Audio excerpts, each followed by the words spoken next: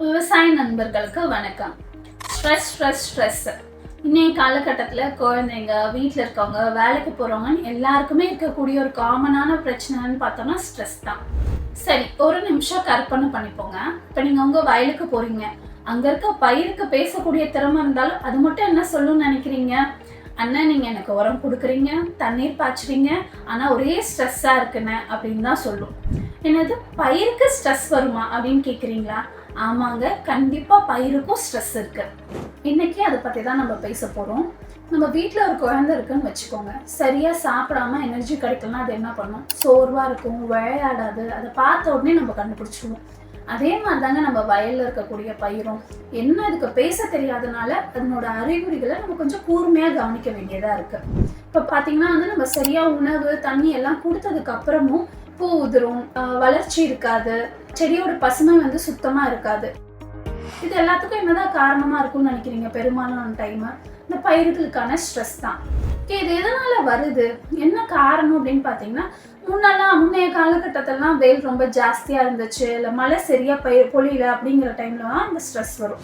ஆனா இப்ப இருக்க டைம்ல பாத்தீங்கன்னா, வெயில் வர டைம்ல மழை பெய்யுது, மழை இருக்க டைம்ல வெயில் அடிக்குது. பக்கத்து தோட்டத்துல நோய் பூச்சி தாக்குதல் ஜாஸ்தியா இருந்தா நம்ம தோட்டத்திலேயே அது தானாவே வந்துடுது. ஸோ இந்த மாதிரி இருக்கிறனால பயிரோட வாழ்நாள்ல முக்கால்வாசி டைம் அது ஸ்ட்ரெஸ்ஃபுல்லாகி தான் இருக்கு. சரி, இப்போ நம்ம பயிர் ஸ்ட்ரெஸ்ஸுக்கு உள்ளாகிடுச்சு அப்படின்னா அது முதல்ல என்ன காமிக்குன்னு பார்த்தோன்னா அதனோட வளர்ச்சி குறைச்சிக்கும். இப்படி ஸ்ட்ரெஸ் வந்த பயிர்களை நம்மளால திரும்பி உற்சாகப்படுத்த முடியுமான்னு கேட்டிங்கன்னா பண்ண முடியும். அதற்கான தீர்வை தான் இன்னைக்கு நம்ம பார்க்க போகிறோம். தீர்வாக நம்ம சொல்லக்கூடியது ருவன்சோமெக்ஸில் இருக்கக்கூடிய பில்கிரீன் 200. பில்கிரீன் 200 என்னன்னு கேட்டிங்கன்னா அது ஒரு கடல் பாசி சாறு. நீங்களும் கடல் பாசி சாரை பற்றி தான் சொல்ல போகிறீங்களா அப்படின்னு கேட்டிங்கன்னா ஆமாங்க. ஏன் இப்படி கேட்குறேன்னா, நீங்கள் பல பேர் கடல் பாசி சாரை நார்மலாக பயன்படுத்திட்டு தான் இருக்கீங்க. ஆனால் எல்லா கடல் பாசி சாரும் ஒன்றான்னு கேட்டிங்கன்னா அதுதான் கிடையாது. நம்மளோட ருவன்சோமெக்ஸ் பில்கிரீன் 200ல் பயன்படுத்தி இருக்கக்கூடிய கடல் பாசியானது உலக புகழ்பெற்ற அஸ்கோஃபைலம் நோடோசம். அதுவும் சாதாரணமான முறையில் கிடையாது, கோல்ட் எக்ஸ்ட்ராக்ஷன் முறையில் தயாரிக்கப்பட்டிருக்கு. கோல்ட் எக்ஸ்ட்ராக்ஷன் அப்படின்னா என்னங்க அப்படின்னு கேட்டிங்கன்னா, ஓகே, உங்களுக்கு புரியக்கூடிய தன்மையில் நான் சொல்கிறேன். இப்போ நார்மலான எண்ணெய் எல்லாரும் நம்மளோட வீட்டில் பயன்படுத்திகிட்டு இருக்கோம். அதுலேயே செக்கு எண்ணெயும் இருக்குது, நம்ம கடையில் வாங்குற எண்ணெயும் இருக்குது. ரெண்டுத்துலேயும் எது நல்லதுன்னு கேட்டால் கண்ணை மூடிட்டு என்ன சொல்லுவோம்? செக்கு எண்ணெய்.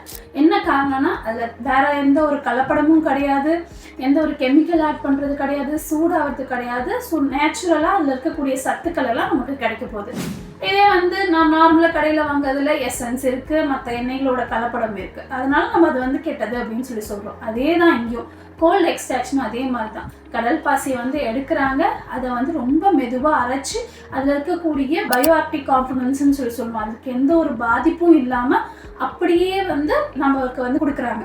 அதுதான் இந்த கோல்ட் எக்ஸ்ட்ராக்ஷன் மெத்தடு. அது மட்டும் இல்லாமல் இதில் எந்த ஒரு கெமிக்கலும் ஆட் பண்ணுறது இல்லை, ஹீட்டும் பண்ணாதனால இதுக்கு நாங்கள் ஈகோசெட் சர்டிஃபிகேட் எங்களுக்கு கொடுத்துருக்காங்க.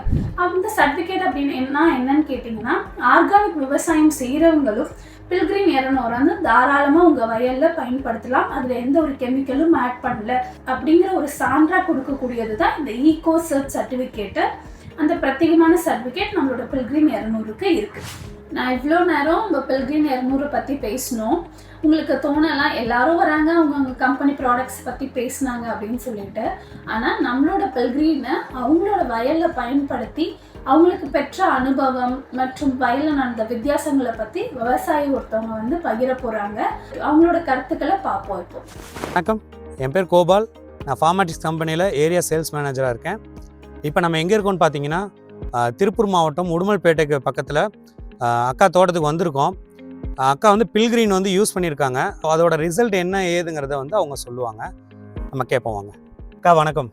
அக்கா, நீங்கள் உங்கள் பேர், ஊர், நீங்கள் இந்த பில்கிரீன் யூஸ் பண்ணதோட உங்களோட அந்த ரிசல்ட் எப்படி இருந்தது அப்படிங்கிறத நீங்கள் ஷேர் பண்ணி சொல்லுங்கள். நாங்கள் திருப்பூர் மாவட்டம் உடுமலைப்பேட்டை அமராவதி நகரில் இருக்கிறோங்க. நான் முதல்ல வாழை போட்டிருக்கிறேன், காய் விடுவேன், இலை வாழை போடுவேன். இந்த தடவை மடியும் இந்த காய் வாழை தான் போட்டிருக்கிறோம். இந்த வெயில் தாங்காமல் ரொம்ப மரம் இதாகி குறுத்து வெளியே வராமல் அப்படியே ஒரு கருகின மாதிரி செவப்பாக இத்த மாதிரி வந்தது. சரி, நாங்களே என்னென்னமோ கால்சியம் அது இது அடித்து பார்த்தோம், ஒன்றும் கேட்கல. அதுக்கு பின்னால் அக்ரி இந்த மாதிரி பில்கிரீன் அடிங்க கேட்குன்னு சொன்னார். அதனால் அந்த பில்கிரீன் 100 மில்லி, அது கூட நான் தேங்காய் தேங்காய் கூட ஆட் பண்ணேன். அது தேங்காயாக அது லிக்யூடு ஆட் பண்ணி அது கூட இதையும் கலக்கி நான் மரத்துக்கு அடித்தேன். நல்லா பக்கக்கன்று மேலே மரம் எல்லாம் குறுத்தளவுக்கு உள்ளே விட்றாப்பே போட்டதுக்கு பின்னால் நல்லா தெளிவாக வந்திருக்குது. பரவாயில்ல, விவசாயிகள் நீங்கள் ட்ரை பண்ணி பாருங்கள், நல்லா இருக்குது ரிசல்ட்டு. இப்போ இது வந்து எப்படி கலக்குனீங்க, அது எவ்வளோ மரத்துக்கு யூஸ் பண்ணீங்க, அதாவது எவ்வளோ தண்ணியில் கலக்குனீங்க, அதை எவ்வளோ மரத்துக்கு எப்படிலாம் நீங்கள் பயன்படுத்தின்னு சொன்னீங்கன்னா கொஞ்சம் இதாக இருக்கும். 100 லிட்டர் தண்ணியில் நான் 100 மில்லி பில்கிரீன் 1 லிட்ரு தேங்காய் எண்ணெய் இது வந்து கலக்கி நான் அடித்தேன். அதில் தேங்காய் எண்ணெயிலையும் இது பொட்டாஸ் இருக்குன்னு சொன்னாங்க. அதனால் நான் என் தோட்டத்தில் இருந்தது, அதனால் நான் கலக்கி அடித்து பார்த்தேன். ரிசல்ட் நல்லா இருக்குது. எல்லோரும் செஞ்சு பாருங்கள், ட்ரை பண்ணுங்கள், நல்லா இருக்குது. இது உங்களுக்கு ரிசல்ட் வந்து ஓகே. இப்போ அடுத்து உங்களுக்கு ஃபார்மாட்டிஸ் கம்பெனி வந்து எந்த அளவுக்கு ஒரு நம்பிக்கை இருக்குது அந்த உரங்கள்லாம் நீங்கள் யூஸ் பண்ணுறதுன்னா, நீங்கள் பில்கிரீன் ஒரு ப்ராடக்ட் நீங்கள் யூஸ் பண்ணது உங்களுக்கு எந்த அளவுக்கு ஒரு நம்பிக்கை கொடுக்குது? ஃபார்மாட்டிக்ஸ் நல்லா இருக்குது, ரிசல்ட் நல்லா இருக்குது. ஒரு நம்பிக்கையாக இருக்குது. ஒரு ஃபார்மர்ஸ்க்கு வந்து நம்பிக்கையாக இருக்குது. நீங்கள் இதுக்கு முன்னாடி நிறைய இதெல்லாம் யூஸ் பண்ணியிருக்கீங்கல்ல, கண்டிப்பாக. அதுக்கும் இந்த ப்ராடக்ட்டுகளுக்கும் உங்களுக்கு என்ன மாதிரி வித்தியாசம் தெரியுது? பரவாயில்ல, நல்ல வித்தியாசம் நல்லா இருக்குது. நல்லா ஒரு பக்கக்கண் நல்லா தெளிவாக வருது. மரம் கொஞ்சம் தெளிவாயிடுச்சு. அந்த சிவப்பெல்லாம் மாறி மரம் நல்லா தெளிவாயிடுச்சு. நான் கீழே கொடுக்கறத விட எனக்கு ஒரு நினச்சேன், என்னடா நம்ம இது மேலே கொடுக்குறோமே, இந்த மரம் மாறுமா, கீழே வேரில் கொடுத்தா தான் நல்லா வரும் ரிசல்ட்டுன்னு நம்ம நினைப்போம். ஆனால் மேலே கொடுத்தா மாறுமா, மேலே தான் அடிக்க சொன்னாங்க. சரி அடித்து பார்த்தா நல்லா கண்டிப்பாக தெளிவாக நல்லா மாறி குருத்து வந்து நல்லா டைட்டாக மேலே நல்லா வந்து அந்த வளைவெல்லாம் இல்லாமல் நேராக வந்துருச்சு. ஓகே, சரிங்க. அந்த எந்த மரம்லாம் உங்களுக்கு அந்த மாதிரி மாறி இருக்குன்னு மட்டும் கொஞ்சம் காமிங்க. நம்ம வாங்க, நம்ம இப்போ விவசாயிகளே நம்ம பார்ப்போம். அக்கா வந்து அதை யூஸ் பண்ண எந்தெந்த ஃபீல்டெல்லாம் எந்த மாதிரி மாற்றமாக இருக்குன்னு சொல்லுவாங்க. வெய்ய காலத்தில் என் மரம் இப்படி இருந்தது. இது மாதிரி கண்டிஷனுக்கு ரொம்ப எல்லா மரம் ஆயிடுச்சு எங்கள் காட்டில். அப்புறம் அவர் அக்ரி வந்ததுக்கு பின்னால் அவர் பில்கிரீன் யூஸ் பண்ணுங்கள், உங்கள் மரம் மாறும், நீங்கள் அடித்து பாருங்கள், வெயிலில் ரொம்ப மரம் இதாகிடுச்சு, அதனால் இதை போட்டு பாருங்கள் அப்படின்னு சொன்னாருங்க. அதுக்கு பின்னால் நான் அது யூஸ் பண்ணினேன்.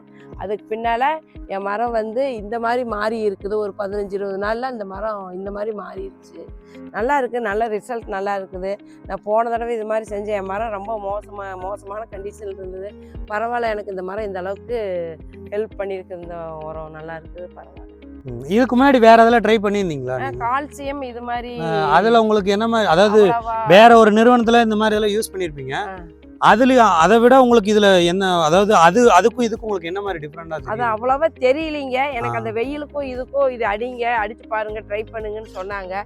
சரி நானும் கூட கொஞ்சம் தேங்காயும் கொஞ்சம் கலக்கலாம் அப்படின்னு சொல்லி அடிச்சு பார்த்தேன்.